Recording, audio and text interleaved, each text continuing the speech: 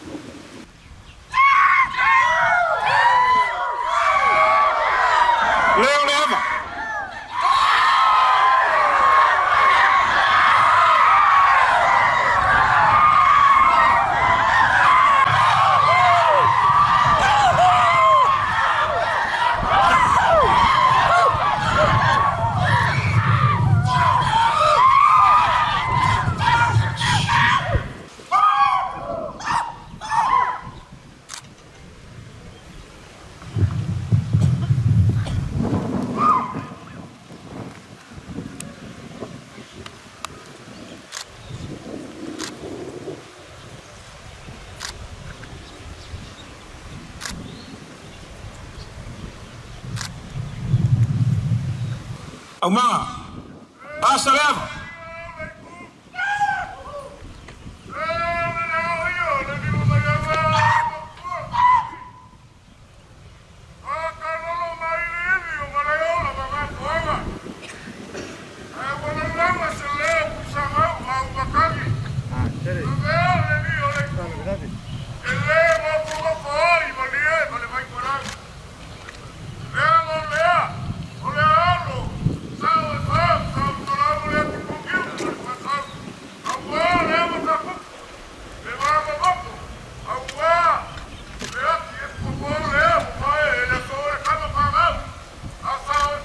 Olea male peleava.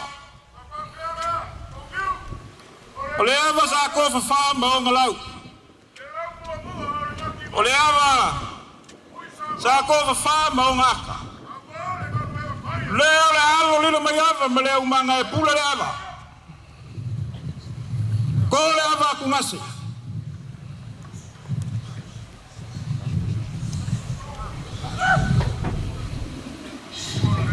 Lenga kile le lau.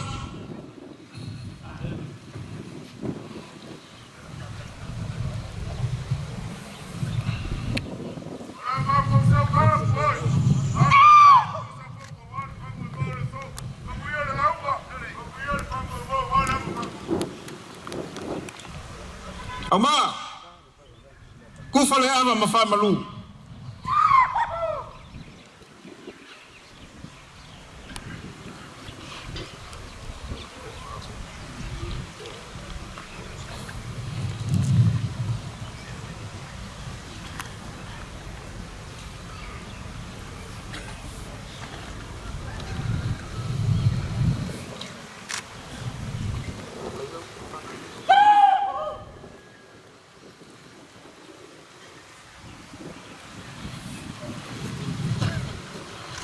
Fai la lupe singa.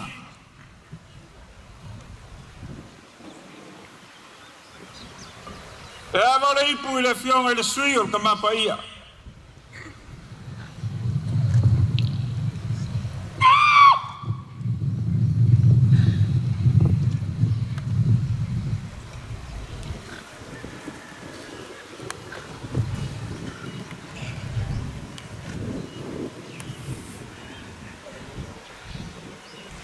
O le ava le ipu i le fionga il kakingali o le Pasifika.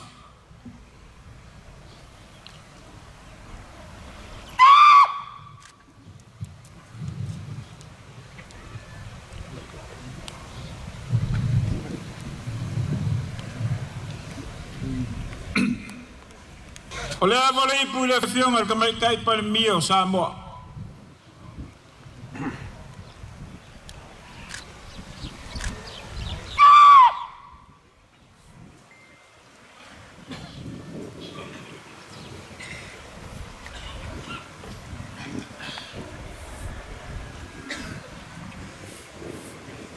Lupe singa. Le ava le ipu le fionga le kupo. Fionga le lino maiava ia Peter Brown.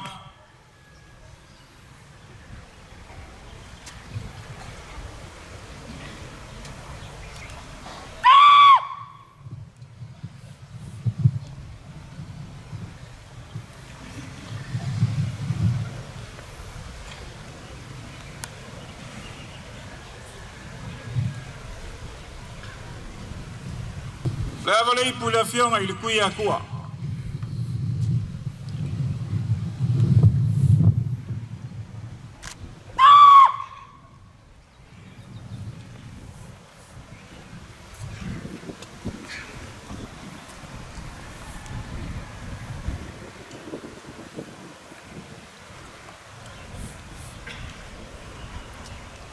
Ai na lupa singa. Leva le ipu le fionga i le fonga whakalai.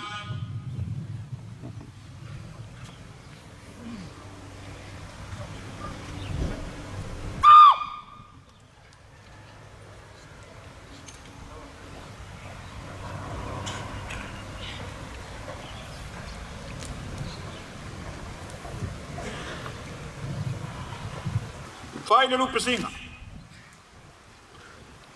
O le ava le ipu, i le fionga i le kai fongo e ka le sia so whakas.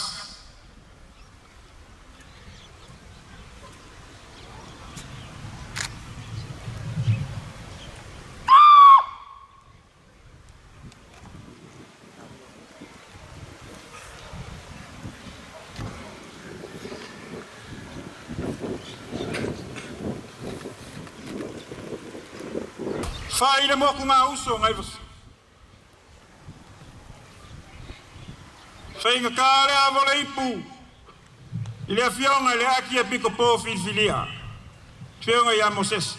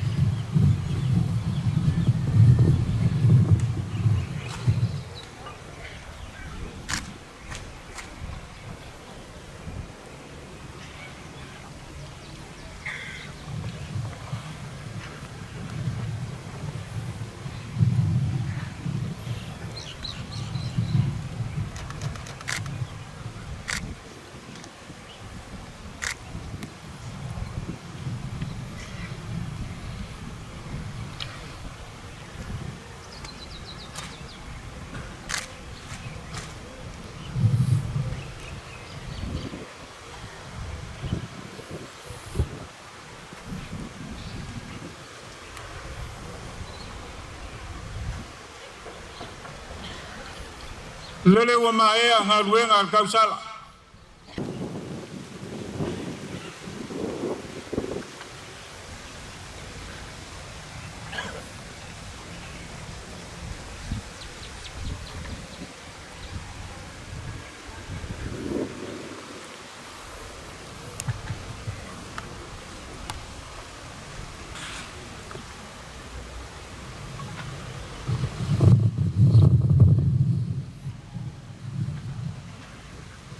Koe sui leva.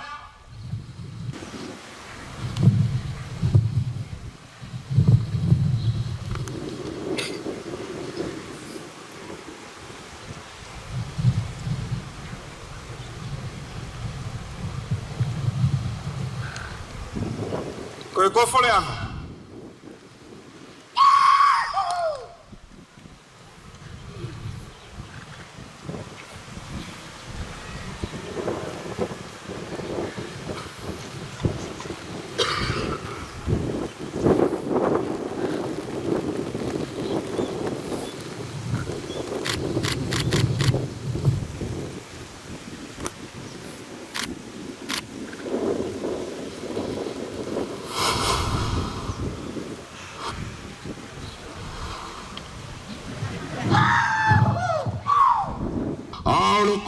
kogu le wa maksui ale vai baka.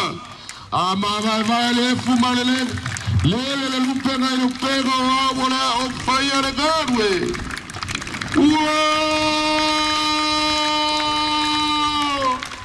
Wow, sile ava pasoso. Ai kula i se kauku.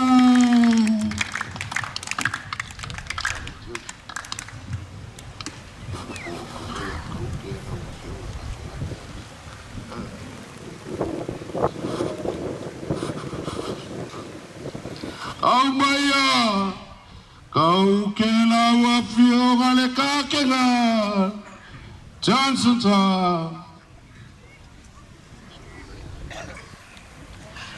As a representative of the Holy Father, I am honored to bring the blessing and greetings of Pope Francis to Samoa, to his new Archbishop, to his government, to all his people, especially those here present. Salute e benedizione. Dio benedica Samoa.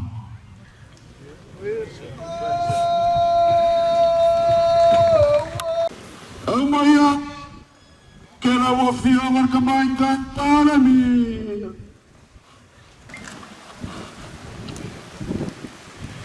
Ya no fale tu Pak Manuia i le ia o le tātou tamata tai o le tāresia na whionga ia pātene Mosese o tūnai mai o le tātou aki epiko pō.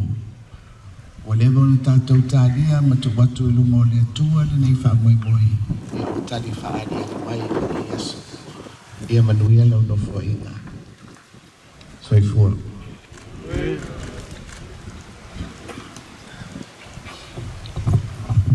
Amaya, kau ke la wafia le whakala. Ia, au awale le tua. Whaftai i au tō whinga. Le aso ma le wha moe ai. Whaftai la vea, ma lo le la unga. Masi fo tātou nuu i sa o whama, sa o malala. That's for new, ma whaftalenga la vea, ma le nofo e ma lo whaftai. Lau whionga le aki COVID filia, e lewa e sisi la mai, wa whio mai le parebia, ma le sui parebia, ma le mauta fono le parebene. O tolo lava fontanga le parebene, o le tāua o lo tōwhinga. O le melea, ia, o le mātou whamanuia, o mā na whamanuia le atua i lo tōwhinga, soifua mai manuia. Amaya, kau ke la wafia le sui para mi.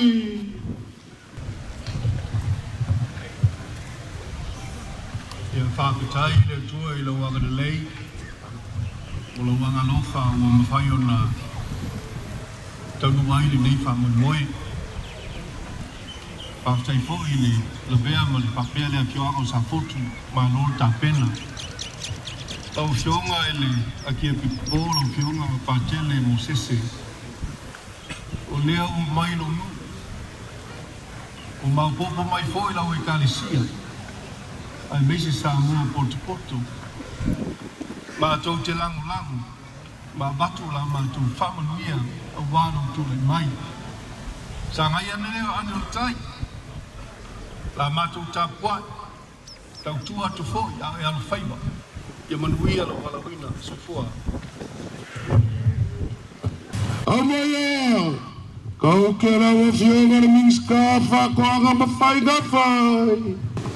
Ia whai so loko, whaafkai whaalalo. Ia ifo wheku mai langi mai ia kaoko whakuaki. Ia lu pepe peka mangula mai ia karimai ngafo. A wale alu whaiva o la wafionga ele.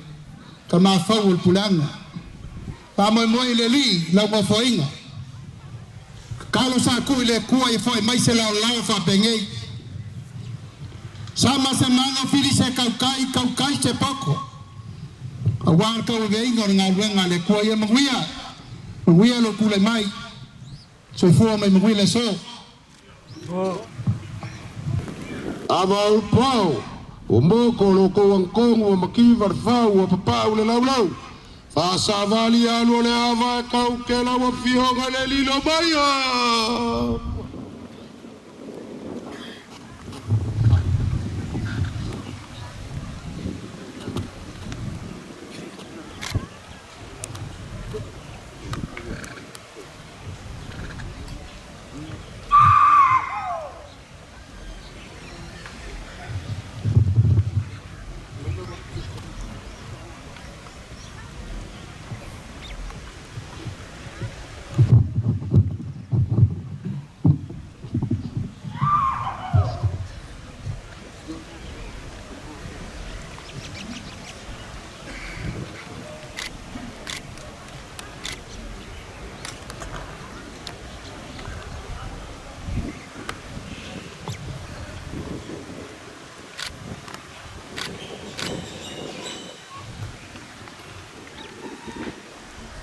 E whapengei le fiafia o kuku e ria i lunga le maunga.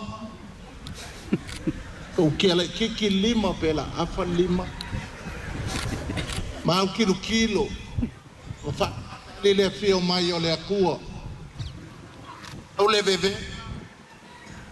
Le sau ai le akua. Sau e le sau ai le akua. Al sabili bili fapea. Sila akul pel feka le lue mai o fua pe o fua o tau whamau. Ai sila ha?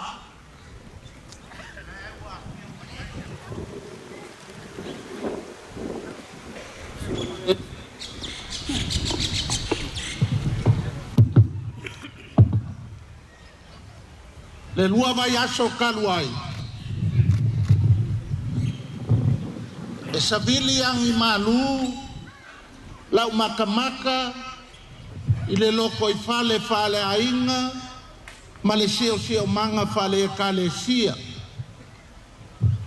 Ngova aia i le akua, ka ngaka o le pule anga, mio, pakia, paka, ma wha pisa o,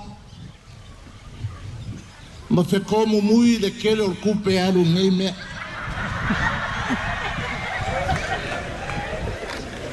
Mo vai a foi le kua le mako ainga. Ainga mai sa foku. Ainga mai sa fai. Ainga mai falfa. Ma le meo le awanta sen le kele kongo pia. Mo vai a kua. Mo le anga le polo. Ile milo sia. Ma le maau. O le aso ngei mai le kaiao se yo mai ngei kula. E savili angi malu ua uko e vaai foi le akua. Mai le saungi ngā loku le kaiao le ofi o sangako Mikaele ngau vaai ai le akua.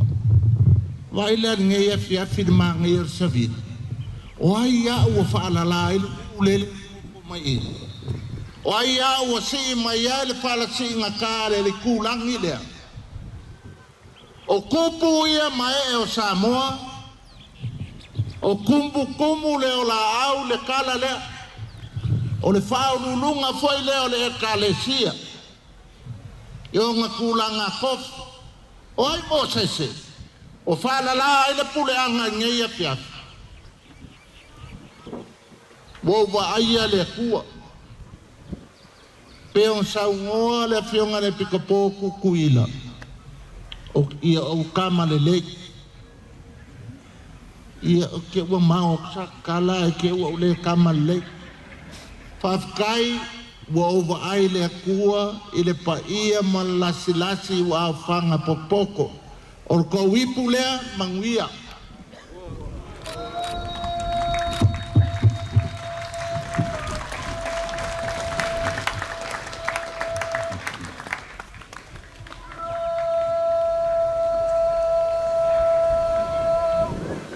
O lea ua māku I whau loko awakau ke maroko awakau maha. Pa ia o kako malo le au o skauranga. Ai mai se sui o le malo Samoa. Te o maea un kau ao ipu. Ai o ngei vaenga o le afiafi. O le au o kapenga e ka. E fai fe au o ro fa fale le malu i fingao. O le mamalu i sa e fa ma le fa le ai sa malau. O ngeu ma le fa sau ma le ngofo i kua inga i asa foku. Se mea alofa mo le aki e pe tupo fau. O le koko. Koko. Fa leo mamoe. Ka mai asu yo ngā uso mai ngāo. Aua e vea se mea. Ave ngār koko. E ka lepe ai whawhika auli. E ka lepe ai whainkāl whe au mana ngā ruenga. Lau a whionga le ake e piko po whaoli oli. O le awangoa le ngei e waku ai se leo rongu. Kausi le puleanga i le file mu. Kausi le kalesia i le loko maualalo. Kausi le kalesia i le lofa. O le koko lea. O fo ai whawhika auli. O ai e fia fue lo ulu i lau a fionga i se mea o kofa i ai. Whamoimoe le kua. Pa moi le kua.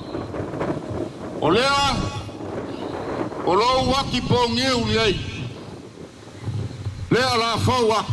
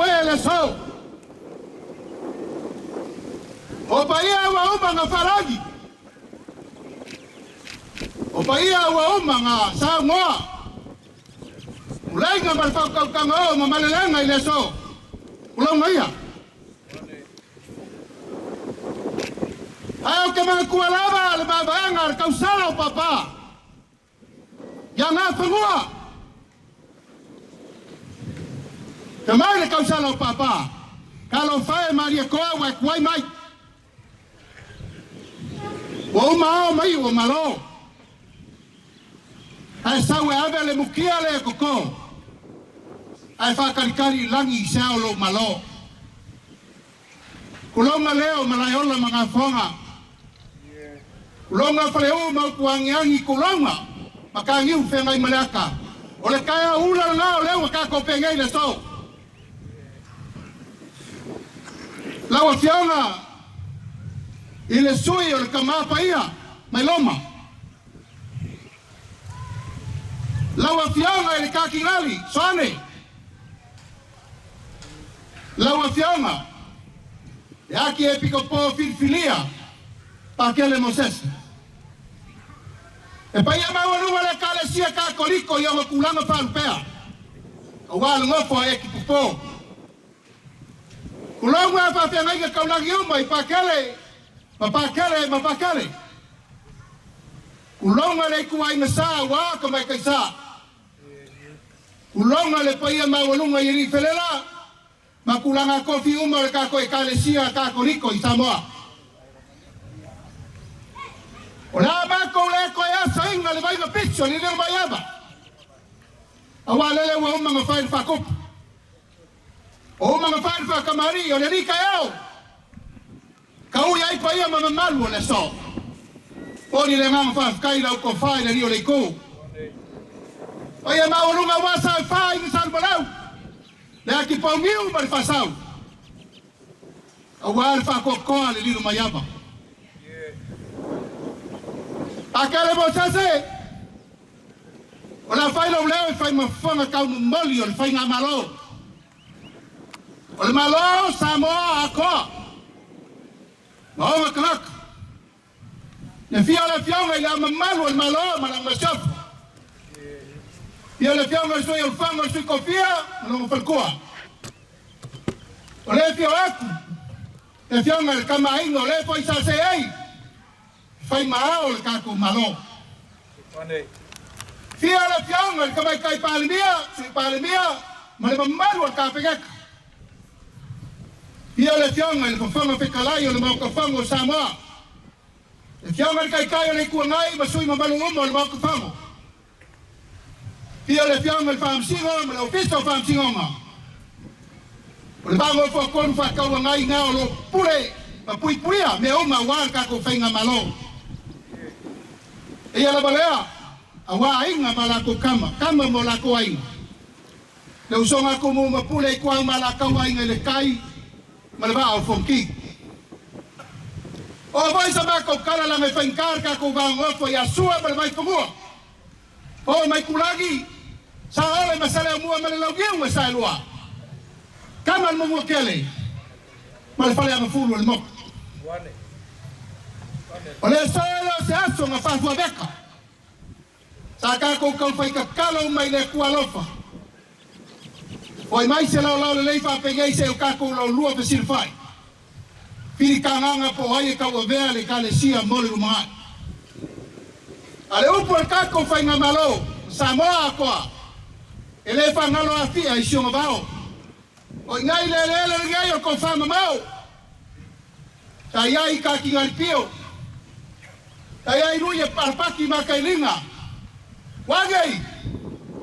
Ole wa el fa kaukainga ila ufionga pakele Moses. Shale pale no faku ifingao. Ale kingi masala ngasui. Mai fingao sa ia paia balepu machinga fiat. Kapo inga nga fa ngi pomonga wala kule mai no ufionga ni aki e biko po. El fa la kako malo. E kiki le ngamea. Le usango aku le fiong el fong fkalai. O le kua e fa vai Samoa. A vai Samoa i le kua. O kolo fia me uma. O me fa mamalu o walo o la winga. O la mako kamfaya. O le ia lea. Sa wafa i ke fau. O le malaya al fa kunga kanya Samoa. Ka lai le so.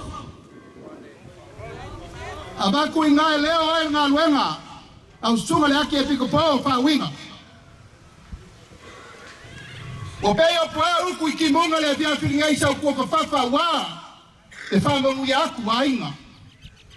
Kai ngangi ko whai ala mea marka kongo. Sui vai ia wa le fio mai le paia.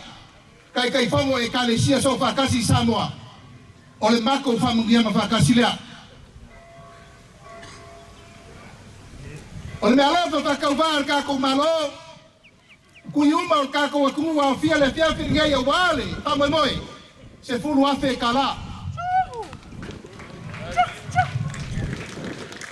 Ya, alo famaya le kua pulpul di kale. A fai kuamba le fua ma ka ape le fineri.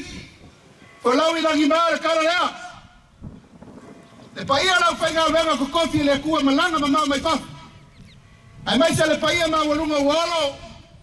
O mai masangi fa kasi mai le so. A wāre wha moe moe o le malawinga i lau fionga le ria ke piko po. Folawi langi maa, ka ngaka ngu le kalesia ka koriko i le lalo laki a koa. O feo lava mai moa mai ai, ka pua ia le so. O mako ka kalo, inga ia mamuia lo wal faiba. Lau fionga ke piko po. A o le i balo bangu le fiafi. Mako ke kuku mai sa sae mo mako ka kalo. Ile kua inga ima muia lo kule mai. A ele yoso fai le lao kai au. Mako ke manga kua pea. Lau whakau kainga. Mako osu kingo le kama inga mo ileanga. A walfa muia Samoa. Ai mai se lo malo. Se fua mai muia.